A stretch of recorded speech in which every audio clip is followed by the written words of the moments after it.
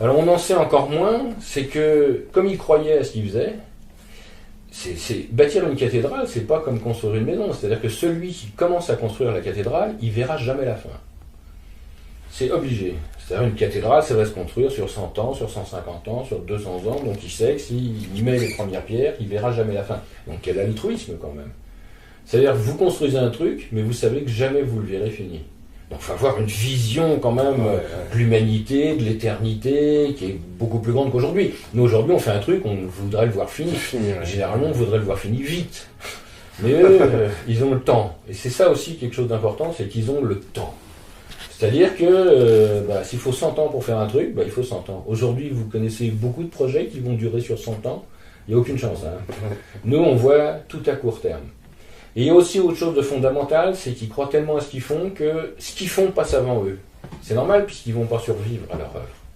Et il y a quelque chose qu'on va remarquer, c'est qu'ils ne signent pas leurs œuvres. Vous pouvez aller voir dans toutes les cathédrales, les bas-reliefs, les sculptures, rien n'est signé. Rien n'est signé. Ça veut dire que, vous voyez, j'apporte quelque chose, j'apporte mon art, je crois en ce que je fais, mais j'ai pas d'ego, c'est pas moi. Et à la Renaissance, tout change, on signe. Ça veut dire on dit c'est moi qui l'ai fait. À ce moment-là, la mentalité change complètement. C'est-à-dire que je travaille plus pour la communauté, pour la gloire, mais je travaille pour moi. Maintenant, je suis une vedette. Et évidemment, les gens qui achètent des tableaux à ce moment-là, les achètent pas forcément parce que c'est beau, mais parce que c'est machin qui l'a fait. Et à ce moment-là, on passe d'une vision de transmission de quelque chose à une vision de l'individu. Et aujourd'hui, on est dans cette société. C'est pour ça qu'on peut avoir des bouses, mais si elles sont signées par quelqu'un de connu, on va dire « Oh, quelle belle œuvre d'art, c'est merveilleux, c'est extraordinaire ». Alors que s'il y a un truc qui est beau, mais qui est signé par quelqu'un qu'on ne connaît pas, on va dire « c'est moins intéressant ». On est passé finalement de la beauté à l'esthétisme.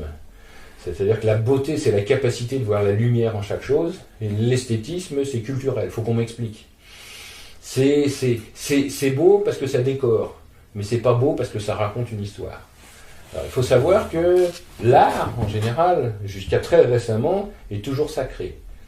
C'est-à-dire que c'est récent qu'on voit des paysages, qu'on voit des scènes, mais avant, c'était que de l'imagerie religieuse. C'est-à-dire que l'art ne sert qu'à ça, ne sert qu'à servir Dieu. Vous pouvez regarder toute la peinture du Moyen-Âge, il n'y a pas de paysage, il n'y a pas de scène, il y a quelques rares, il y a Bruegel qui a fait des choses, des scènes populaires, des fêtes, des choses comme ça, mais c'est rare. On a des portraits aussi. Alors pourquoi on a des portraits ? Parce qu'on se mariait à distance, et que, évidemment, on envoyait la photo, entre guillemets, la peinture de la personne avec qui on allait se marier. Des fois, on avait des surprises, parce qu'on recevait la peinture quand il avait 20 ans, puis lui, quand il arrivait, on avait 80, quoi. Donc, évidemment, et les filles, c'était pareil, hein. Donc, on avait des portraits de cette nature-là.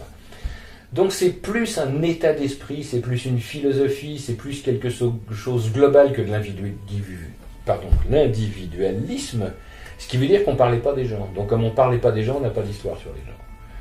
Alors qu'aujourd'hui, on dirait, machin, il a fait ça, voilà ses œuvres, voilà comment il a vécu, voilà où il est mort, voilà où il est né. Et du temps des compagnons, c'était pas le cas. Donc c'est pour ça qu'on n'a pas de traces dessus. Parce que déjà, ils parlaient pas d'eux. Donc on parlait pas d'eux non plus. On en parlait au présent. C'est-à-dire qu'il y en a un qui voulait bâtir une cathédrale, il disait, moi j'en connais un, il a bâti une cathédrale dans cette ville, il est super bon, c'est à lui qu'il faut que tu demandes. Et donc il venait à ce moment-là. Alors il y a quelques maîtres dont on connaît les noms, parce qu'ils ont été glorifiés, et après leur mort, on a mis des cartouches, on dit c'est un tel bâtisseur de tel truc qui a fait ça, donc on le sait. Mais il n'y avait pas de marketing direct, quoi. C'est-à-dire qu'on n'était pas dans l'idée de la glorification de l'individu, et par conséquent, on n'a pas d'informations dessus. C'est pour ça qu'il n'y a pas d'infos comme ça. Non. Les seules informations qu'il y a, mais auxquelles on ne peut pas accéder, c'est les corporations. Oui. C'est-à-dire que les bâtisseurs de cathédrales appartenaient à des cayennes, c'est-à-dire des maisons compagnoniques. C'est-à-dire que les compagnons vivent en communauté. Hein. C'est-à-dire que quand ils apprennent, ils sont dans une maison où il n'y a pas de femme, il n'y a qu'une seule femme, qu'on appelle la mère. Et c'est elle qui s'occupe, qui fait à manger, qui s'occupe comme des enfants. Et ça veut dire que ces compagnons se retrouvent ensemble, ils mangent ensemble, ils vivent ensemble. Et ils ont aussi des cérémonies d'initiation. C'est-à-dire quand on change de grade, entre apprenti, compagnon, quand on acquiert la maîtrise, eh bien, il y a des cérémonies. Et ces cérémonies, il peut y avoir des traces. Et là, il peut y avoir des traces de corporation. On peut savoir, puisque les noms sont marqués, qui était dans quelle ville, qu'est-ce qu'il a fait. Après, il a fait son tour de France. Donc il est allé dans telle ville, il a vu tel patron, il a fait telle chose. Sauf que ces archives, elles sont à l'intérieur des corporations et on ne peut pas y accéder. Donc ça veut dire que même s'il y a une filiation, même s'il y a une transmission, elle apparaît pas au grand public, quoi.